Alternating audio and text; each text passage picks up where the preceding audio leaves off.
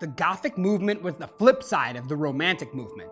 However, where the Romantic writers focused on natural beauty, Gothic writers kept their attention on death and the irrational, focusing on the dark and mysterious. The darkness can be both literal, where the story takes place in the dark and eerie settings, as well as symbolic, where the story revolves around ideas of sin and crime. Now, structurally, Gothic works often blur the lines of perspective, leaving gaps in information by use of narratives that provide limited information, using letters and documents, for example.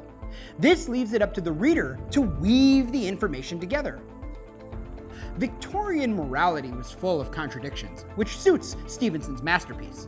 Both secular and religious leaders felt a responsibility to uplift the poor, but also accepted that the poor lived in terrible conditions. Strict codes of sexual morality were in place, especially for women, but men were expected to have sexual desires. British society took active steps to address crime, with the birth of a professional police force, yet prostitutes were common in London, even among higher classes. The result was a scandalous interplay between classes, both economically and sexually. 15 years before Dr. Jekyll and Mr. Hyde, Charles Darwin published The Descent of Man. This had a remarkable impact on society and England's literary circles. The idea that humans carry animalistic and primitive traits emerged, and readers will notice the descriptions of Mr. Hyde being ape-like and troglodytic, a caveman in nature. Although there is no explicit homosexuality in the novella, Stevenson alludes to perceptions of homosexuality in 1800s England. To Utterson, as well as readers from the time, the relationship between Jekyll and Hyde would look like a homosexual affair.